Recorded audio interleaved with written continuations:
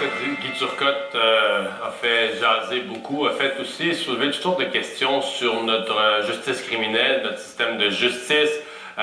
C'est pas encore fini à l'heure actuelle, sa cause vient d'être entendue il y a quelques jours parce que bon, la couronne est allée en appel sur sa remise en liberté. Ce matin, une pétition pour les enfants assassinés. Il y avait sur place, entre autres, le sénateur Pierre-Hugues Boisvenu, mais aussi mon invité, l'avocat Marc Bellemare. Bonjour, Marc Bellemare. Bonjour, M. Dumont. Quel est le message? Comment on pourrait résumer le message de la pétition auquel vous avez été associé ce matin? Bien, le message, c'est qu'il faut que la justice criminelle soit plus sévère face aux criminels, aux gens qui assassinent des enfants ou qui maltraitent des enfants. De façon générale, c'est, disons, l'esprit de la pétition. Il y a plusieurs mesures qui sont présentées et qui visent à faire en sorte que les enfants puissent être véritablement défendus, même s'ils ont été assassinés. Qui parle pour les enfants assassinés et dans quelle mesure notre système de justice criminelle doit être modifié pour faire en sorte que ces gens-là soient punis de façon adéquate. Ouais. Et ce matin, dans votre conférence de presse, vous avez abordé plusieurs aspects du dossier de Guy Turcotte. Un de ceux-là, vous avez donné, entre autres, là, une tendance générale au Québec en particulier. Est-ce qu'il y a de plus en plus souvent le recours à plaider non-responsabilité criminelle pour cause de troubles mentaux? Vous êtes le Québec, même dans le Canada, on est surreprésenté, on est encore plus au Québec en proportion de la population. C'est quoi l'état de votre réflexion là-dessus?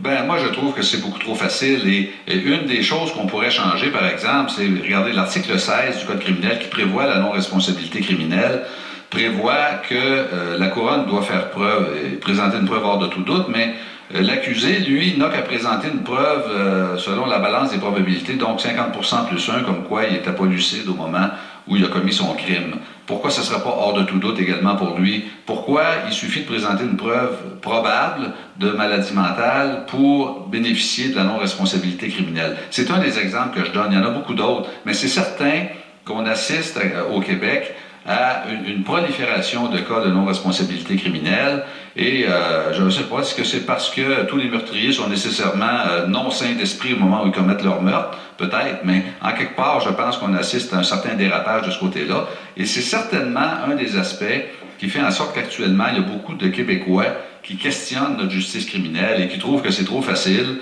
de passer pour fou pour pouvoir se dispenser de 15, 20, 25 ans de pénitencier.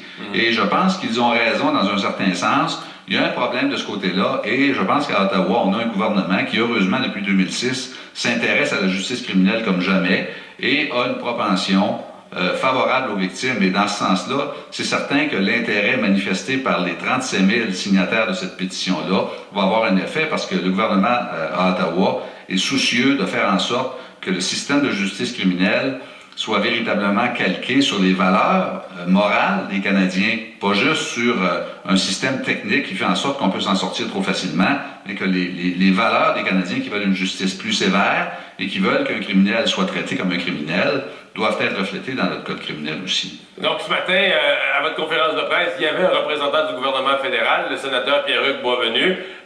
Est-ce que la pétition, d'une certaine façon, lui était remise en vue d'actions futures et est-ce qu'il a démontré un intérêt pour des changements à ces lois-là?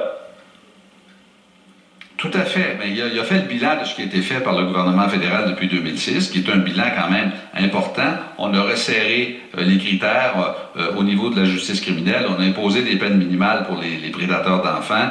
On a resserré aussi les critères au niveau de la commission d'examen des troubles mentaux. Il y a beaucoup de lois qui ont été adoptées depuis 2006. Il y a encore un bilan législatif qui s'en vient. Mais ce que la pétition dit, parce que les gens ne sont pas des juristes, hein, les citoyens ordinaires, la seule façon pour eux de manifester leur désapprobation et le fait que le système de justice criminelle est trop favorable aux criminels et pas assez aux victimes, et que notre système est trop mou face aux criminels, ben, c'est par le biais de moyens démocratiques comme ceux-là. Une pétition qui est encore en ligne actuellement, qui a recueilli 37 000 noms et qui dit au gouvernement et à l'ensemble de la société, notre système de justice criminelle est trop clément pour les prédateurs et les assassins d'enfants.